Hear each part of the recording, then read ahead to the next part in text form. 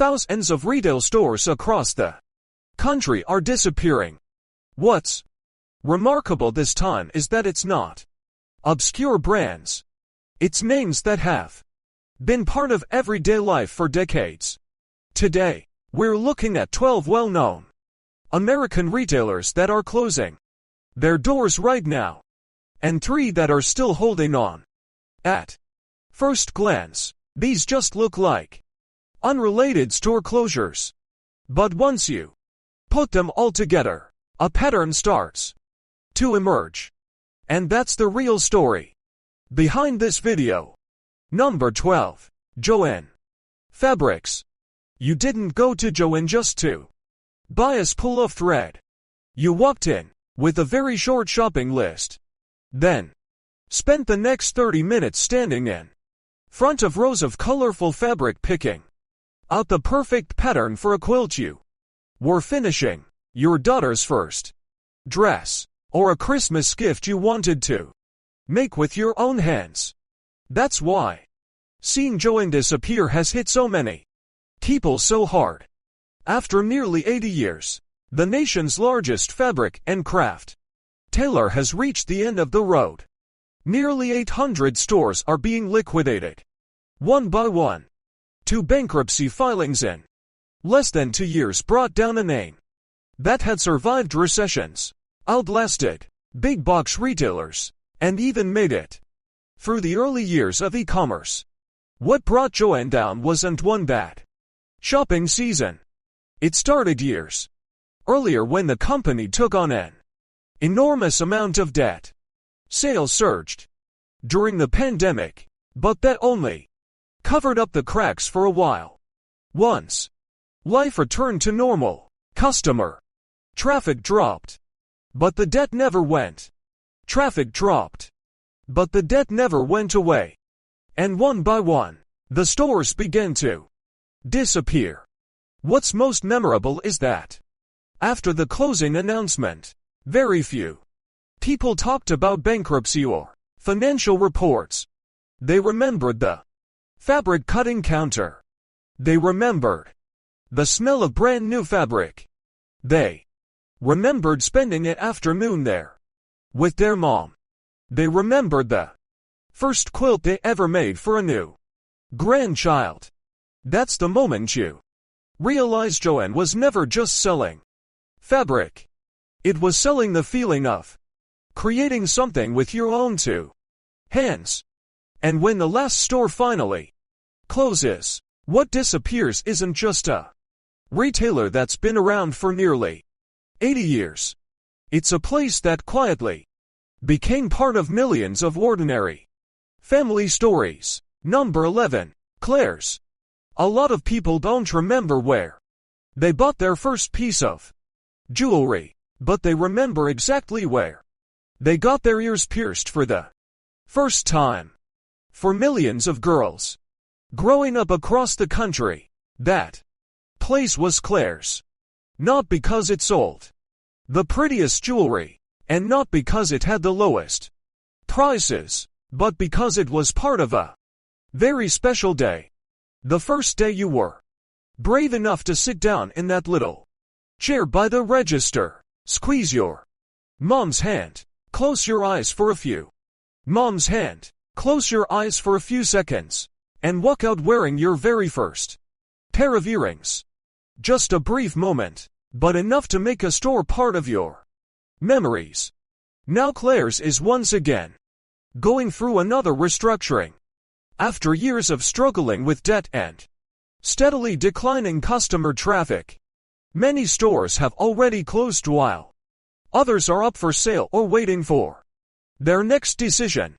But what makes Claire's so difficult to keep alive isn't just the numbers.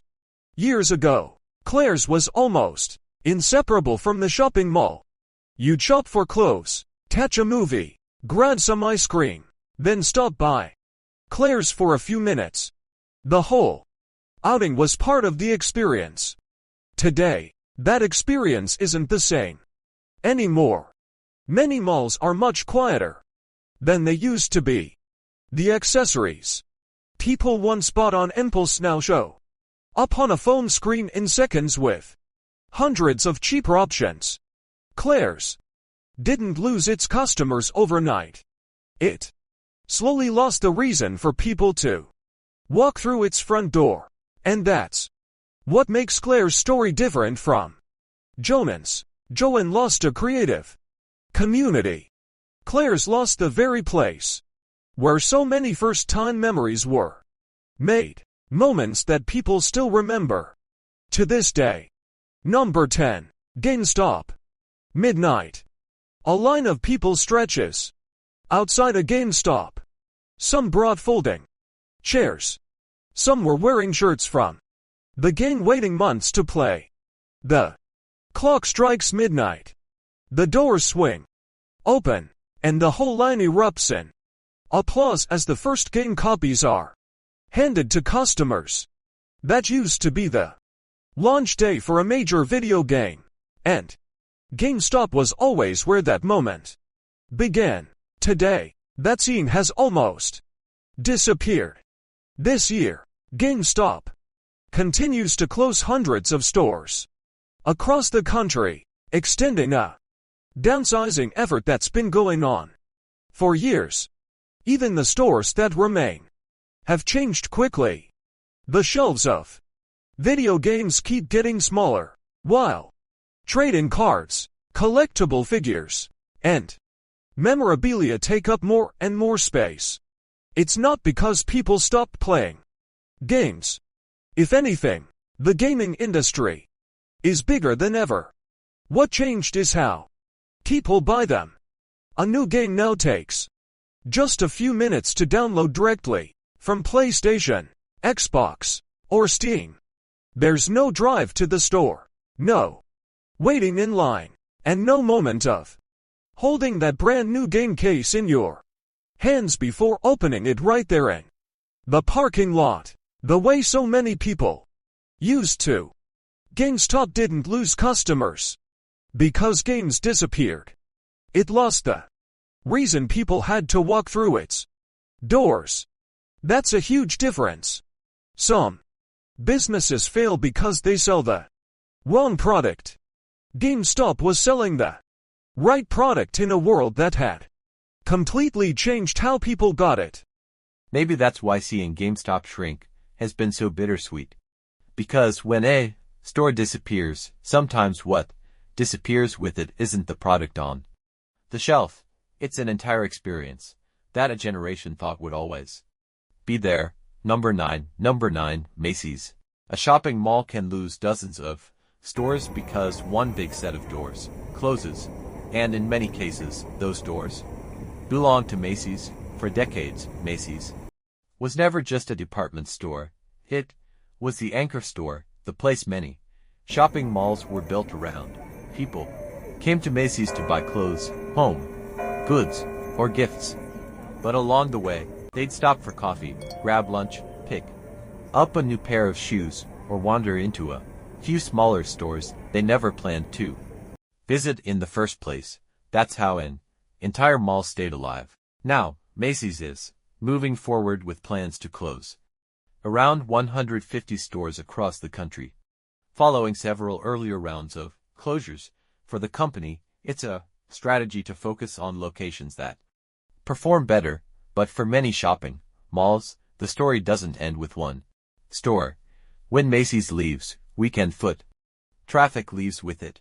The smaller stores that relied on people walking by start seeing fewer customers.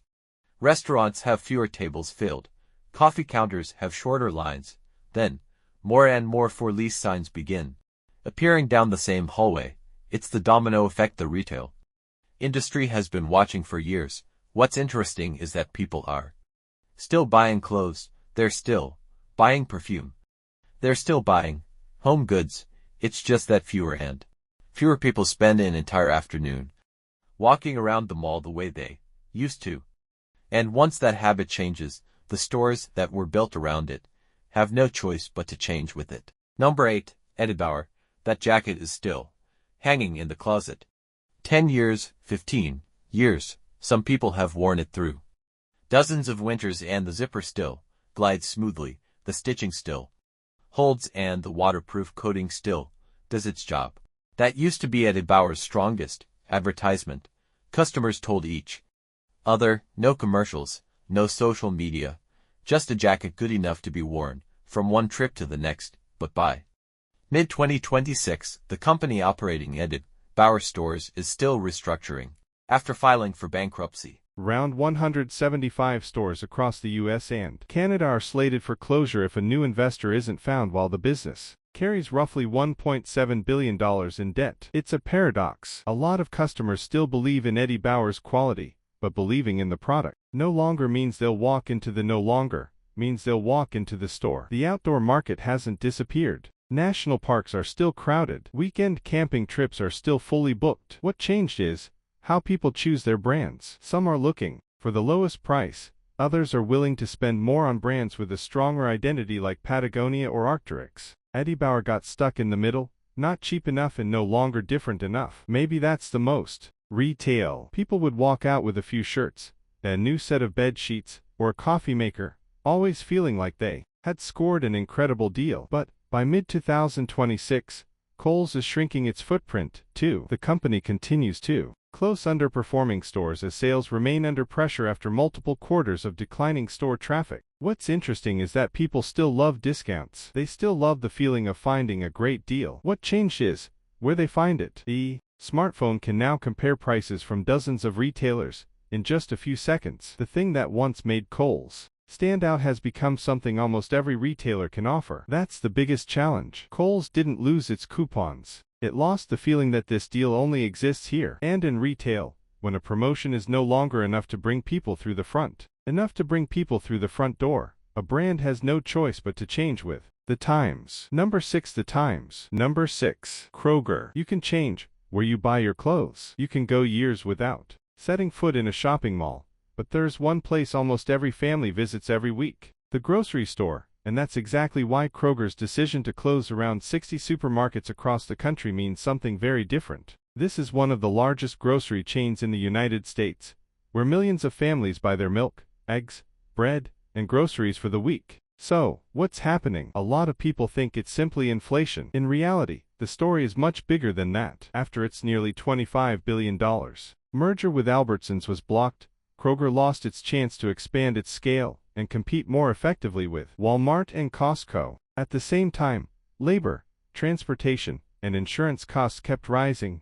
while shopping habits changed faster than ever. More and more families are splitting up their grocery lists. Meat at Costco, milk at Walmart, produce at Aldi, weekly deals at Kroger. They're no longer loyal to one grocery store. They're loyal to the lowest price. That's the real shift. Kroger isn't running out of customers. What it's losing are full shopping carts. When every grocery trip gets divided between 3 or 4 different stores, each retailer slowly ends up with a smaller share of the sale. It's the kind of change that's almost impossible to notice in a single week, but over time, it's enough to force an entire supermarket chain to shrink. Kroger's story makes one thing very clear: even the stores that sell life's everyday essentials are no longer guaranteed to keep their place once the way families shop begins to change. Number 5. Walgreens. The doctor has already sent in your prescription. You drive to your usual pharmacy, just like you always do. But as you pull into the parking lot, the doors are locked. All that's left on the window is a small notice directing you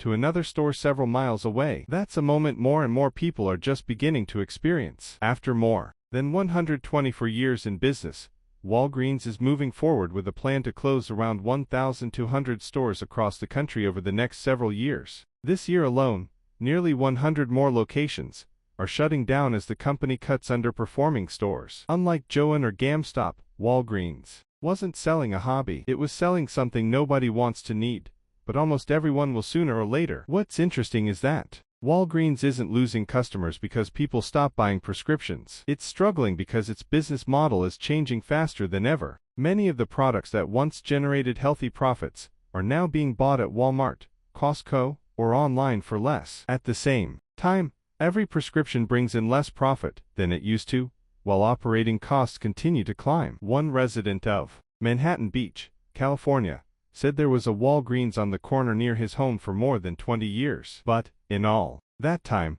he He only walked into the store twice. That's not an unusual story. It's Walgreens' biggest challenge. A store can sit in the same location for years, but if fewer and fewer people actually need to walk inside, even the best location can't save the business behind it. Maybe that's the most important part of the story. Walgreens isn't disappearing because the country no longer needs pharmacies. It's because even a business built around life's most essential needs has to adapt when the way people shop and the way they manage their healthcare has completely changed. Number 4. Big completely changed. Number 4. Big Lots. The Big Lots sign is still standing in some places, but by mid-2026, it's no longer the Big Lots that millions of people once knew. After bankruptcy and a massive wave of liquidation sales, only about 220 stores were taken over by variety wholesalers and reopened. Hundreds of other locations have either closed for good or changed hands. It's one of the biggest retail contractions the country has seen in recent years. What's interesting is that Big Lots never sold luxury goods.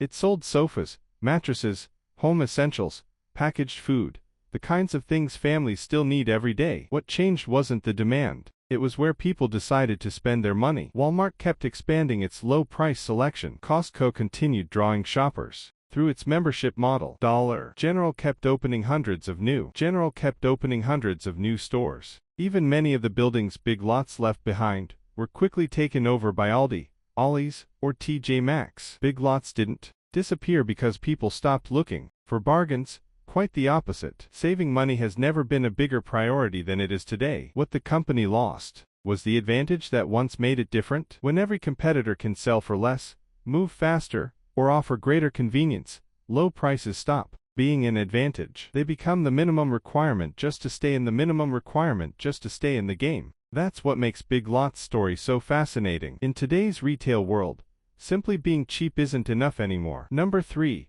Dollar General. In many small towns across America, Dollar General used to be the only store still lit up after the nearest supermarket was dozens of miles away. That's also why the chain expanded so quickly that it almost seemed like a new store opened every single day. By mid-2026, Dollar General had grown to more than 20,000 stores across the country. But for the first time after years of non-stop growth, the company has started closing underperforming locations and slowing the pace of new locations and slowing the pace of new openings. It's a paradox. One of the fastest growing retailers in the country is now shrinking, too. Dollar General's success came from one very simple idea: bring everyday essentials to places where the big retail chains didn't want to invest. One resident in Missouri said his family used to drive about 11 miles every time they needed groceries. When Dollar General opened, that trip became just a few minutes. That's the advantage that fueled the chain's growth for years. But as the store network became more crowded, new locations stopped bringing in new customers. Instead, they started competing with nearby Dollar General stores, while labor and operating costs kept climbing. Dollar General isn't struggling because rural communities disappeared. It's struggling because even a business model that once seemed nearly unbeatable has its limits. Maybe that's the biggest lesson from this story. In retail, opening more stores can help you grow incredibly fast, but eventually that very pace of expansion can become your biggest obstacle. Number 2. CVS Health. You probably don't think about CVS every day until you need to pick up a prescription. That's why CVS continuing to shrink its store footprint in mid-2026 is far more significant than the numbers in a financial report. After a multi-year restructuring plan, CVS has closed around 900 stores nationwide while maintaining a network of more than 9,000 remaining locations. Instead of expanding through more stores, the company is focusing on keeping the locations with the strongest customer traffic and the greatest demand for healthcare services. That's not the sign of a brand in decline. It's the sign of a business model that's reinventing itself. More prescriptions are being filled through the app. More customers are choosing home delivery. The in-store health clinics are becoming more important than the retail shelves themselves. CVS doesn't need as many stores as it once did. It needs more efficient ones. That's the biggest change. For decades, growth in retail almost always meant opening more locations. By 2026, even a chain with more than 9,000 stores is proving the opposite. Fewer stores, better performance. That may very well be the direction the rest of the retail industry will have to face in the years ahead. Number 1. Party City. There's only one Halloween every year, but for decades, when that season arrived, millions of families knew exactly where they were going. Party City. From birthday balloons and graduation celebrations to Halloween, this chain once almost completely dominated a market with very little serious competition. At one point, Party City operated more than 850 stores across the United States and Canada, becoming almost synonymous with celebrations themselves. But by mid-2026, most of that network is gone. After 2 bankruptcy filings, the vast majority of its traditional stores have either closed or been liquidated. Many of those locations were quickly taken over by other retailers, bringing nearly 40 years of growth for a once dominant brand to an end. What's interesting is that the demand for celebrations never disappeared. Birthdays still happen. Halloween still comes every year. Graduation parties are still being held. What changed is where people buy those things. Balloons, decorations, costumes. More and more of them are being ordered online or picked up during a regular shopping trip to Walmart, Target, or Costco. Party City didn't lose customers because people stopped celebrating. It lost the reason customers needed to make a special trip to its stores, and that may be the biggest shift the retail industry has seen in recent years. It's not that the products disappeared, it's that dedicated trips to a single store are slowly disappearing, too. The 12 retail chains we've just looked at didn't fail for the same reason. Some were buried under debt, some were overtaken by changing shopping habits, others simply couldn't keep up with the times. But through all of these changes, there are still 3 retailers that haven't just held on. They've continued to expand and attract more customers. What they're doing differently is the most interesting part of this story. Interesting part of this story. Number 3. Walmart. Throughout this video, we've watched one retailer after another shrink, but there's one name that kept showing up in almost every story. Walmart. Some people complain about the self-checkout lanes. Some get frustrated that everyday items are locked behind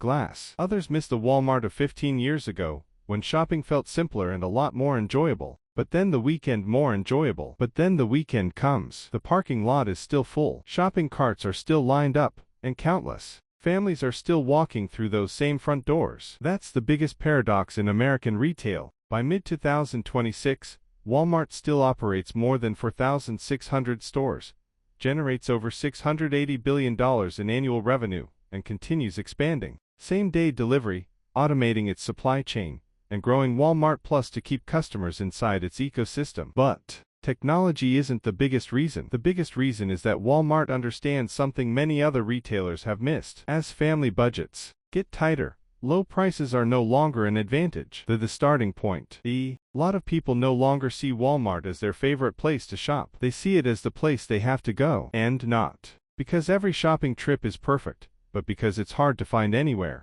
else where you can buy groceries, prescriptions, household essentials, and hundreds of other everyday items in a single trip, at prices that help keep the monthly budget under control. Maybe that's the biggest difference. Throughout this list, we've seen many retailers trying to keep customers by holding on to what they used to do well. Walmart keeps customers by becoming a place that many families simply can't replace. Number 2. Aldi. Smaller parking lots, fewer employees, fewer products, yet every year more people choose Aldi. By mid-2026, Aldi has surpassed 2,500 stores in the United States and remains the fastest-growing supermarket chain in the country. Following its acquisition of hundreds of Winn-Dixie and Harvey stores, Aldi continues opening new locations at a steady pace. What's interesting is that Aldi has never tried to become Walmart. A typical Aldi carries only about 1,800 to 2,000 products. A Walmart supercenter can carry well over 120,000. Customers grab their own carts, bring their own bags, bag their own groceries. In return, their grocery bill is usually lower. That's the model Aldi has followed for years. Cut almost every unnecessary cost to keep prices as low as possible. While many retailers compete on convenience, Aldi competes on discipline. Fewer choices, fewer services. But for many families, only one thing really matters: walking out of the store with a lower grocery bill than last week. Maybe that's why Aldi continues to expand while so many other retailers are being forced to shrink. Number 1. Costco. Every weekend, the same scene plays out in cities across the country. The parking lot is already almost full before the busiest hours even begin. That's Costco. By mid-2026, Costco has surpassed 900 warehouses worldwide with more than 620 of them in the United States. Membership renewal rates in the US and Canada continue to stay above 90%, one of the highest rates in the entire retail industry. That's the part that really stands out. Costco isn't trying to have the lowest price on everything. It's trying to make customers believe that every trip is worth it. A carefully selected product lineup, large volume purchasing, very low profit margins on many items. In return, customers are happy to pay an annual membership fee to keep shopping there. It's a very different business model. While many retailers depend on each individual sale, Costco builds its relationship with customers the moment they become members. You may not shop at Costco every week, but when it's time to buy groceries, toilet paper, bottled water, or higher-priced household items, Costco is still the first place many families think of. That's why Costco keeps opening new stores, while so many other retail chains are shrinking. Not because it's selling more products, but because it has held on to the one thing that's hardest to build in retail, the confidence that today's shopping trip will be just as worthwhile as the last one. The 12 retailers on this list didn't disappear for the same reason, and the 3 that remain aren't succeeding the same way, either. But together, they all reflect one very clear shift. Today, a store is no longer defined by how long it's been around or how big it has become. It's defined by whether it still gives you a reason to come back next week. Maybe that's what you'll remember most.